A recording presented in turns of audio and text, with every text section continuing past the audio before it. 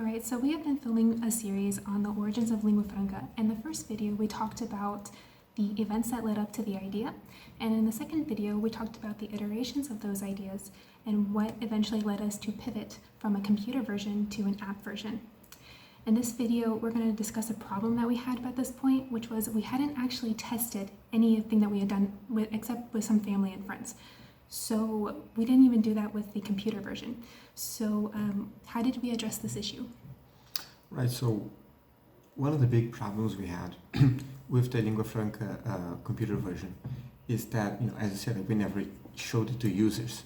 So even though by the time we made this change, we already had somewhere between 30 to 45 minutes of gameplay, but we just didn't show it to people because it wasn't good enough. And we were in the mindset of, let's build a product that is like really great and has all the stuff that we wanted to have, and after we're going to show it to people.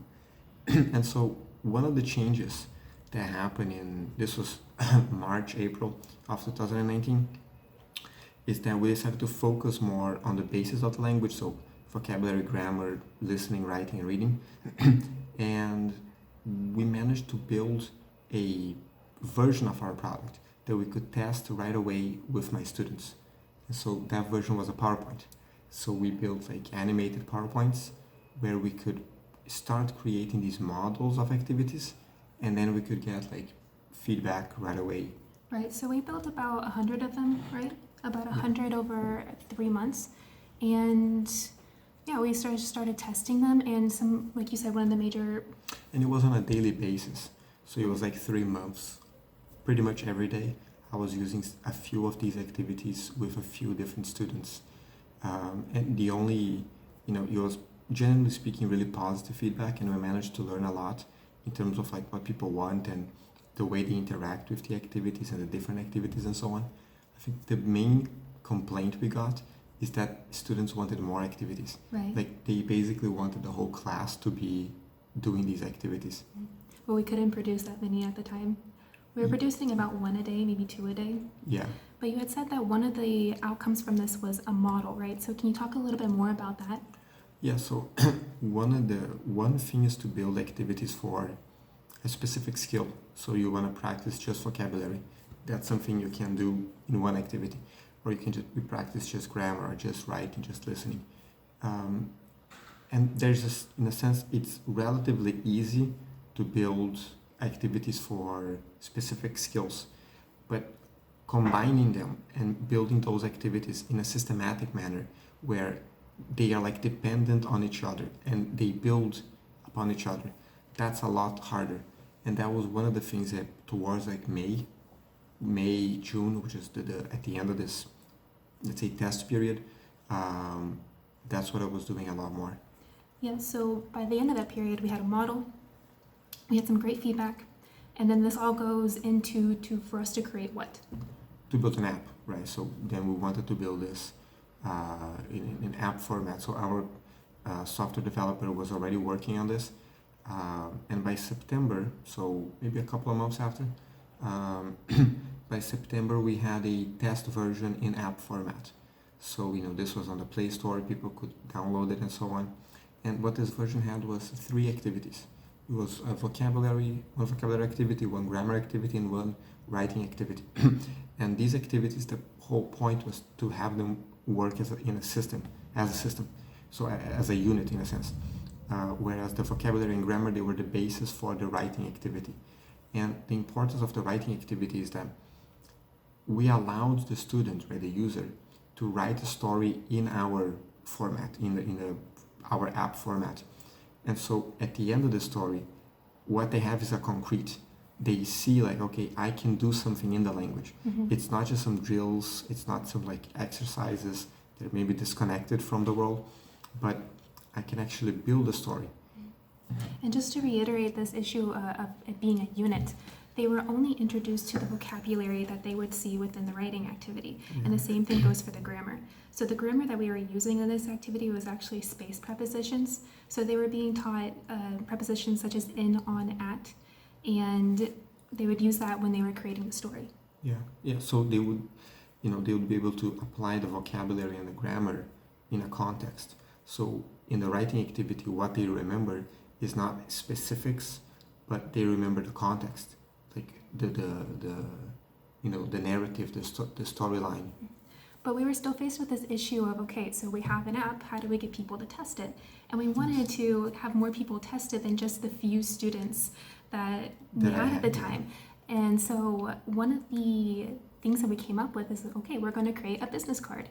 And people would create these business cards typically to advertise themselves. But they do it to advertise their business, right? And people exchange business cards. So at the time we were still working at the university. Not that we worked for the university, but we went to the university to work as like an office. And I had the idea of, let's just tell people, hey, I have an app. But can you download it and use it? It's like cold calling, but not really. It's cold calling, yeah. It's cold calling. But it's different because we would just go to, but Emily would go to people and would just say, hey, I have an app and do you want to test it? Yeah, I mean, some people were really enthusiastic about it. Now, we were doing this in Brazil, and people are just enthusiastic to talk to Americans in general, yes. Most of the time. Sometimes they're a little bit nervous. Yeah, but you were talking in Portuguese, right? Yeah, I addressed them in Portuguese. And so some of them were really enthusiastic. Some of them would download the app right there in front of me. Some of them would take even 10 cards. It's like, hey, I think this is great. I'm going to tell my friends about it. Give me 10 and I'll pass it out in my next class. And some people just wouldn't want to do it. Yeah, and it's an important thing to think about when you're dealing with customers and with users and so on, is that you want to dedicate your time to people who are enthusiastic, people who see the proposal, they see the idea, and they go, oh, I get it. Oh, I think this could be something. And some people, for a variety of reasons, they're not interested, or they might be interested later when other people are interested. But it's important really to budget your time as to who you're really talking to. For sure. So at the end of this, we got about 100 downloads. Is that right? Yeah. We got a little over 100 downloads. It's hard to say because it was a little over 100 downloads. Yeah. But we got much fewer responses to a questionnaire that we had attached to the app. So that was one issue that we had. But we still got some valuable feedback from it, and we still learned a few things. So do you want to talk a little bit about what we learned? Yeah, I mean, the main thing we learned is that it's hard to get people to answer a feedback questionnaire. I think in a sense that's one of the main things. One thing that we didn't focus on, and that's something we should have, is we didn't have metrics on the app. So even though we got over 100 downloads, we don't actually know what they did on the app. Right. So maybe some of them did the activities, but they gave up after one or two, or maybe they did all three activities, but for whatever reason they didn't do the questionnaire. I think one problem we had in that version is that they had to put their email, they had to put their Gmail on the questionnaire. Right. And so that was a huge blocker, because maybe people don't have a Gmail, or they don't want to put their email because they're suspicious of, why do you want my email? And of course we wouldn't get access to their email. It's just part of how the thing works. And that's because we made the app private, right? So they could only access the app if we had their email and we put the email into the system. Yeah, it's a mistake on getting valuable information, because maybe there would be like 2, 3, 4, 5 times more people who would be willing to provide that feedback. Right. But it's like we created a barrier that wouldn't allow them to do it, Yeah. Another issue that we did end up... So it's like, in a sense, we learned what not to do. Right, I think that's one big one. That definitely was a major thing, and this is another thing that we learned of what not to do, and that's to make the activities too big. Yeah. Which I think was especially a problem with the writing activity. It was just too long. Yeah, it could have been shorter, and the person would still have gotten the idea, because I was far too concerned with them learning too much in that short period of time, just doing those 3 activities, but still getting the learning experience. And what that version was, I mean, in the startup world, we call that an MVP. It's the basic version of a product, essentially.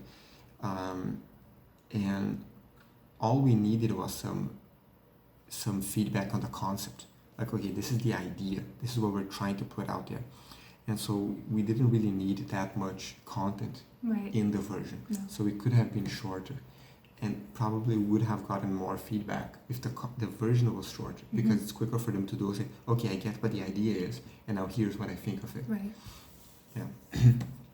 But still, we ended this very excited, and we started doing more things. So do you want to talk a little bit about that? Yeah, so after we did these three activities, this version, then we built an entire level for English, right? So I mean, our primary app is English. And that one level had about 40 activities. So it was already the whole system built, at least one of the levels of the system. And then the other two things we did is, because once we built the thing once, it's easy to replicate. So one of the things we did is we created a version in Portuguese, and then we created a version in German. And the idea was to be able to use these versions to talk to more people, to talk to investors, to discuss like what we were doing and so on. And in a sense to show our ability to produce, and that we can actually create this stuff. Yep. And that was very exciting. We were very happy with that.